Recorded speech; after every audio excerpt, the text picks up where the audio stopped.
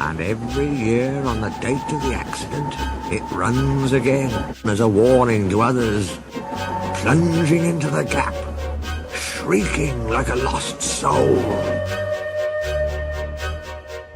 Percy, what are you talking about? The ghost train. Driver saw it last night. Where? Asked Thomas and Toby together.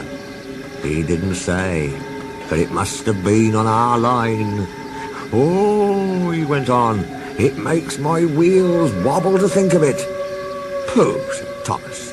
You're just a silly little engine, Percy. I'm not scared.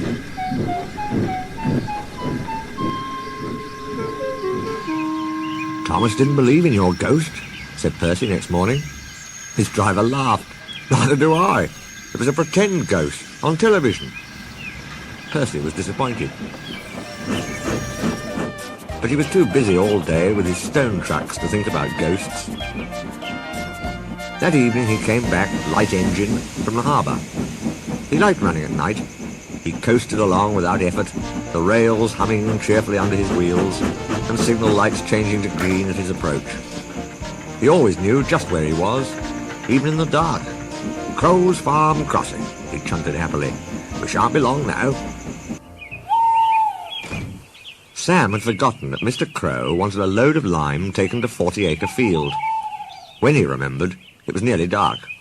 He drove in a hurry, bumped over the crossing, and sank his cart's front wheels in mud at the field gate. The cart's tail still fouled the railway. Sam gave it up and rode back to the farm for help. There's still time, he told himself. The next train isn't due for an hour. But he'd reckoned without Percy.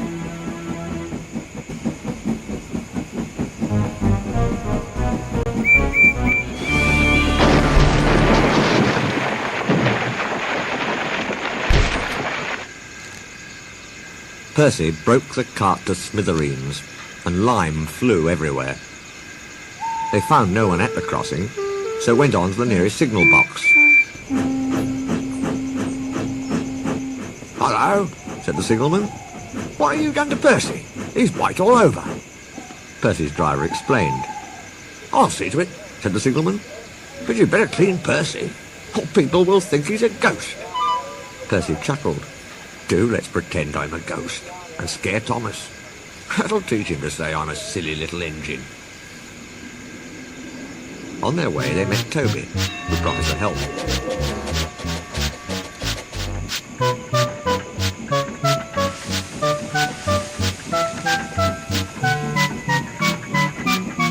Thomas was being oiled up for his evening train when Toby hurried in saying, Percy's had an accident. Poor engine, said Thomas. Botheration. That means I'll be late. They've cleared the line for you, Toby went on. But there's something worse. Out with it, Toby, Thomas interrupted. I can't wait all evening. I've just seen something, said Toby in a shaky voice. It looked like Percy's ghost.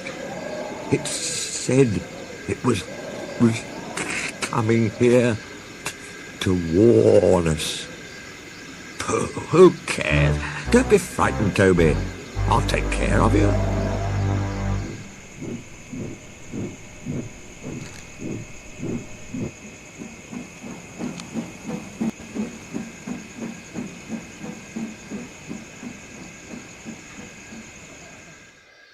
Peep, peep, peep, peep, peep, peep, he shrieked.